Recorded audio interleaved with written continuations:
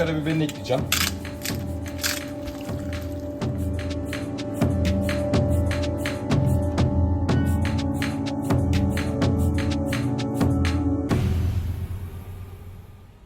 Merhaba arkadaşlar. Kafama göre yemek yapıyorum serimizin 12. videosuna hoş geldiniz. Bugün sizlerle birlikte çok güzel bir hünkâr beğendi yapacağız patlıcan yatağında. Hünkâr beğendi için gerekli olan malzemelerimiz kuşbaşı et. Burada yaklaşık 1 kilo et var. Yani ben birkaç günlük yaptığım için 1 kilo kullandım ama siz yarım kilo da kullanabilirsiniz. 2 adet biber, 1,5 sarımsak, 1,5 soğan, tereyağı, domates, salça. Beğendiği için gerekli olan malzemelerse patlıcan, süt, un ve kaşar. Beğendiği sonra yapacağız.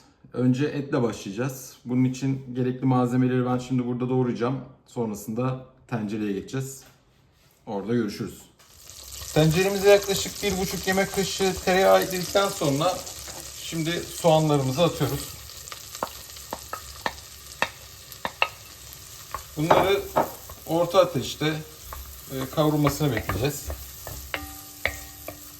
Soğanlarımız yeteri kadar kavruldu. Şimdi bu aşamada kuşbaşı doğradığımız etlerimizi tenceremize ekliyoruz. Dediğim gibi ben 1 kilo et kullandım. Yani bu birkaç günlük olacak. Siz yarım kilo etle de bu tarifi yapabilirsiniz.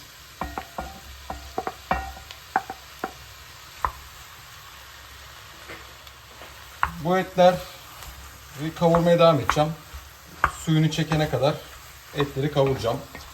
Şimdi bu bir suyunu salacak. Tabii ondan sonra çekmesi lazım. O zamana kadar etleri kavuracağım.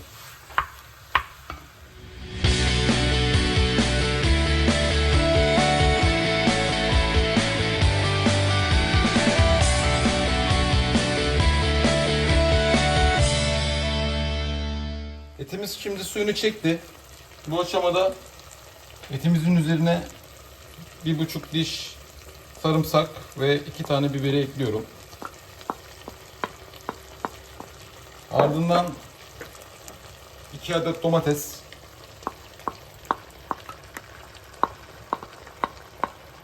ve 1 yemek kaşığından biraz fazla salça.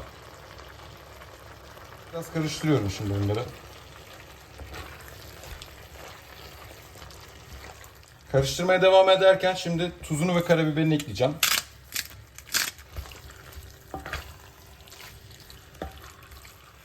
Karıştırırken fark ettim ki sanki buna biraz kekik de güzel gider. O yüzden bir tutam da kekik atacağım.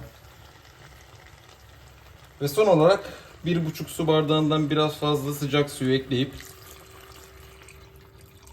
yine biraz karıştırıp kısık ateşte yaklaşık bir 50 dakika, 1 saat güzelce pişmesini bekleyeceğim kapağını kapatıp.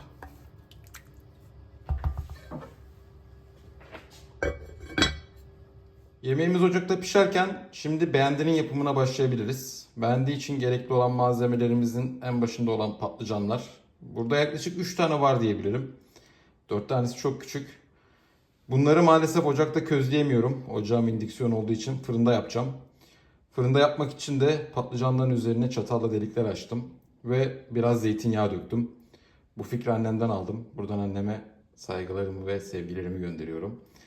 Bunları şimdi fırına atıp közlenmesini bekleyeceğiz. Beğendiği için yaklaşık 1,5 yemek kaşığı tereyağını tavada erittim. Şimdi üzerine 2-2,5 yemek kaşığı tepeleme un atacağım. Ve bunları yavaşça kavuracağım. Kavrulan unlarımızın üzerine doğradığım patlıcanları ekliyorum.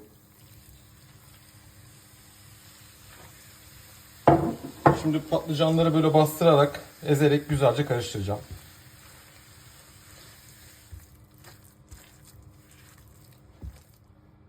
Patlıcanlarımız istediğimiz kıvama geldikten sonra üzerine yaklaşık 1 su bardağı kaşar ekliyorum.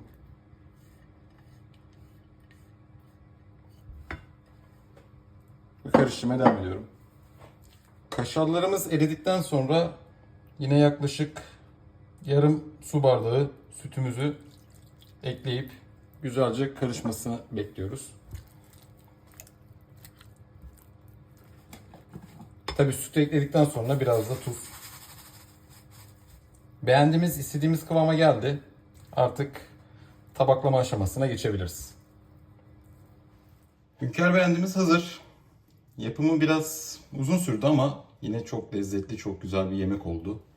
Burada kuzu etiyle yapanlar da oluyor aslında. Hünkâr beğendi kuzu etiyle oluyor ama ben dana eti kullandım. Pişmesi yaklaşık 1 saat sürdü su kattıktan sonra. Ama sonuç olarak çok lezzetli, çok güzel bir yemek ortaya çıktı. Beni buraya kadar izlediğiniz için şimdiden teşekkür ediyorum. Bir sonraki videolarımızda görüşmek üzere.